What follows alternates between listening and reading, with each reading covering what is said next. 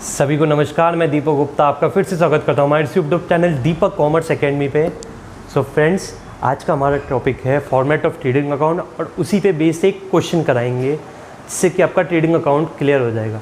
इससे next class में हम कराएंगे पीएनएल ट्रेडिंग के साथ और उससे एक क्लास में और लेंगे या फिर नेक्स्ट में ही बैलेंस शीट भी करा देंगे। सो आइए अब हम देखते हैं अपना ट्रेडिंग अकाउंट। बात करेंगे ट्रेडिंग अकाउंट के बारे में। ट्रेडिंग अकाउंट हमारा किस लिए होता है? ट्रेडिंग अकाउंट जैसे नाम से ही पता चल रहा है, ट्रेडिंग मतलब माल खरीदना ये बेचना, जिसे कहते हैं इन लेमैन लैंग्वेज आम आदमी की भाषा में ट्रेडिंग। जैसे होलसेलर परचेज होते हैं, वो यहाँ से माल खरीदते हैं और वहाँ बेच देते हैं, तो उसे ट्रेडिंग कहते हैं। और मैन्युफैक्चरर भी ये काम करते हैं, बट होलसेलर और मैन्युफैक्चर में मेन चीज़ यही टर्म है। इससे हम ग्रॉस प्रॉफिट और ग्रॉस लॉस का पता लगाते हैं। अब आइए इसमें हम आइटम्स देखते हैं क्या क्या कंसिडर होंगी।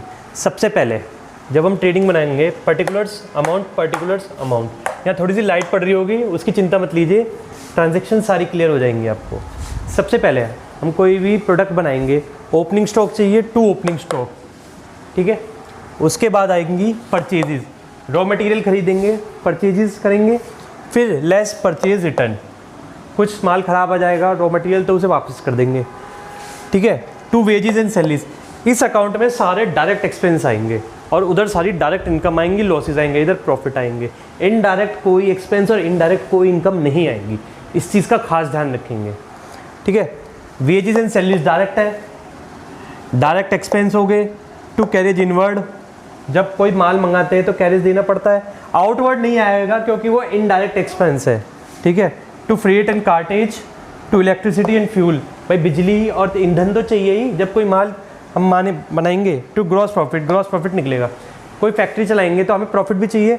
अब डायरेक्ट इनकम क्या होगी? सेल्स से हमारे रेवेन्यू बढ़ेंगे, सेल्स रिटर्न भी हो जाती है तो नेट सेल्स आ जाएगी। बाय स्क्रैप सेल, कुछ कूड़ा कबाड़ा कुछ कचरा भी तो बच जाता है। फॉर एग्जांपल मान लीजिए आपकी कॉपर की फैक्ट्री है, तो कॉपर के जब तार बनते हैं कुछ ना कुछ स्क्रैप निकलती ही है। किसी भी चीज़ की मैन्युफैक्चरिंग हो उसमें स्क्रैप निकले, जो स्क्रैप को जो बेच देते हैं वो स्क्रैप सेल्स।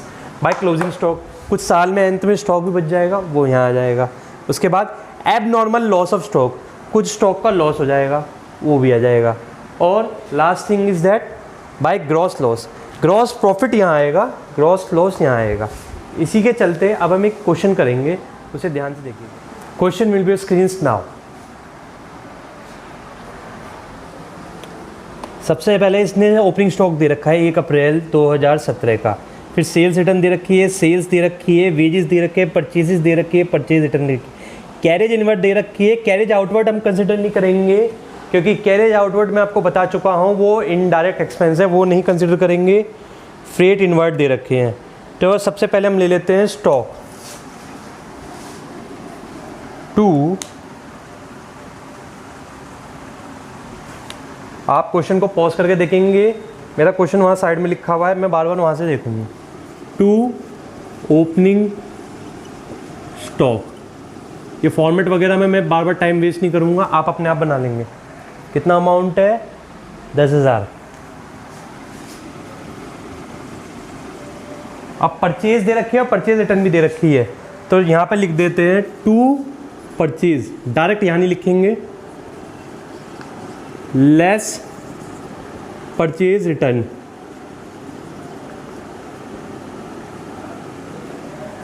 परचेजेस कितने की हैं?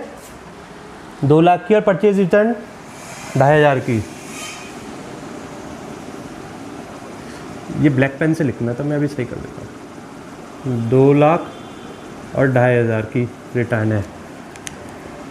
ये मैंने ब्रैकेट बना दिया लेस का, 10,000, यहाँ आ जाएंगे 1,97,500।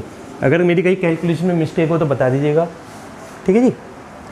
अब दे रखी है सेल्स और सेल्स रिटर्न, उसे बाद में लेंगे, वो दूसरी साइड का है। अच्छा, वेजेस और कैरेड इनवर्ड, वेजेस कितने दे रखे हैं? 11,000 के। सारे पहले इधर की साइड के आइटम कंसीडर कर देते हैं। 2 वेजेस, 2 कैरेज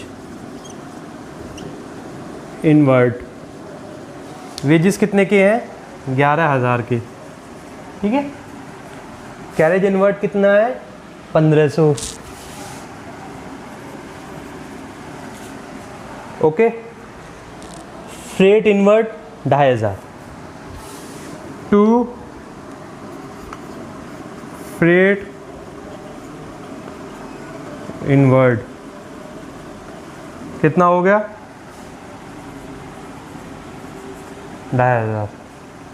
ठीक है, अब बारी आती है सेल्स की। सबसे पहले लिखेंगे सेल्स रिटर्न भी दे रखी है, तो बाय सेल्स, एक एस फालतू हो गया, less sales return.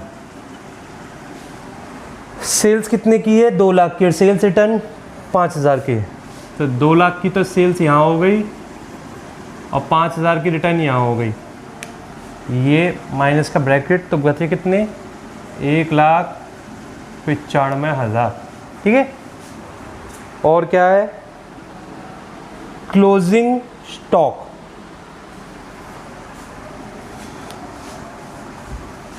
Bye closing stock कितने का है?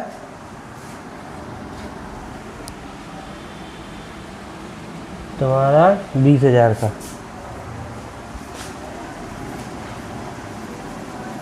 आप टोटल करेंगे। अब सीधी सी बात है, यहाँ का बैलेंस तो लग रहा है कम, क्योंकि यहाँ 1,95,000 और यहाँ 20,000 है। कितने हो गए? 2,15,000।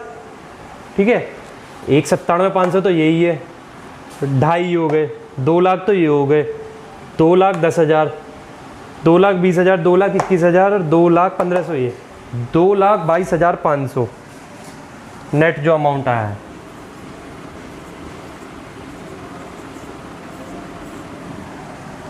और इसे मैं ब्लू पेन से लिखता हूँ ताकि नेट टोटलिंग में है ना एक अलग से शो हो और आपको मज़ा भी आए।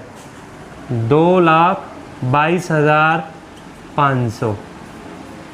अब जब यहाँ का टोटल ज़्यादा होगा डेबिट साइड का, तो यहाँ आएगा ग्रॉस लॉस, यहाँ आएगा 2,22,500, तो आ जाएगा बाय ग्रॉस लॉस। ठीक है, और कुछ तो नहीं है? नहीं, वो भी लिखेंगे कैरिड डाउन। ये कैरिड डाउन क्यों लिखते हैं? जब हम नेक्स्ट क्लास में पीएनएल बनाना सिखाएंगे, तो ये ग्रॉस लॉस जो होता है ये पीएनएल में डेबिट साइड में चला जाता है ट्रांसफ़र होकर। अगर ग्रॉस प्रॉफिट आता तो वो क्रेडिट साइड में चला जाता है। ठीक है, अब कितना आएगा? 2,22,500 में से 2,15,000 घटा देते हैं। टोटलिंग तो आप कर ही सकते हैं, 2 लाख से तो 2 लाख गए, 22,500 में से 15,000 घटाए, 15 और 5 20 और 2.5 7.5, तो 7,500 का हमारा ग्रॉस लॉस है। ठीक है, अगर ऐसे भी समझ नहीं आया है, हाल तो मुझे लगता है कि मैंने बहुत सिंपल तरीके से समझाया, किसी को कोई दिक्कत नहीं हुई होगी, तो मैं एक सबसे आसान तरीका बताता हूँ। सबसे पहले आप लिखेंगे टू ओपनिंग स्टॉक। सबसे पहले चेक, मैं उन बच्चों के लिए बता रहा हूँ जो एग्ज़ाम में, ऐसे कुछ बहुत बच्चे हैं ना, बहुत सारी चीज़ें देख के घबरा जाते हैं। अभी तो ये छोटा सा क्वेश्चन है, जब बड़ा क्वेश्चन आएगा उसमें सारी चीज़ें होंगी, सारी एडजस्टमेंट्स होंगे, सारे एक्सपेंसेस होंगे, वो कंफ्यूज हो जाते हैं क्या कैसे करें और क्वेश्चन छोड़ जाते हैं। हर एंट्री के हर स्टेप के नंबर है। To opening stock by closing stock, दो चीज़ें फिक्स, फिर लिखेंगे टू परचेजेस और लेस परचेज रिटर्न, देख लेंगे परचेज है कि नहीं है। ये फिक्स बाय सेल्स और सेल्स रिटर्न, ये 4 चीज़ें, 1 2 3 और ये 4, ये 4 चीज़ें तो गांठ बांध लो, इनमें तो कहीं दिक्कत होनी नहीं है। ये 4 चीज़ें फिक्स हो गई। अब बात आ जाती है, कई बार ऐसा भी हो जाता है कि प्रॉफिट की रेशियो दे देते हैं। कई बार ऐसा हो जाता है, मान लो कह देते हैं कि जो प्रॉफिट है ना वो सेल्स का 10% है, 20% है, या सेल्स दे दी है, अब डायरेक्ट एक्सपेंस लिख दिए।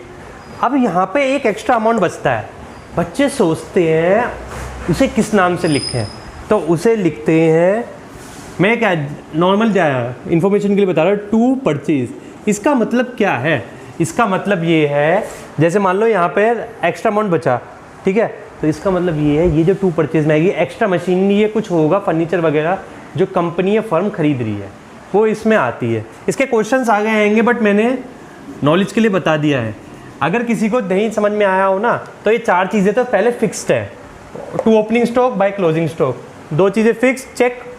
2 purchases less purchase return check, by sales return check. इतनी बात तो समझ आ गई होगी। अब जो डायरेक्ट एक्सपेंस होंगे उन्हें तो भैया आपको खुद पहचानने पड़ेंगे। वेजेस हैं डायरेक्टली दिए जाते हैं, फ्रेट है, कैरेज है, ये डायरेक्ट दिए जाते हैं, ठीक है। आउटवर्ड कुछ नहीं है, ठीक है। और इलेक्ट्रिसिटी बिल, ईंधन हो गया, स्टेशनरी, वो इनडायरेक्ट है, ठीक है।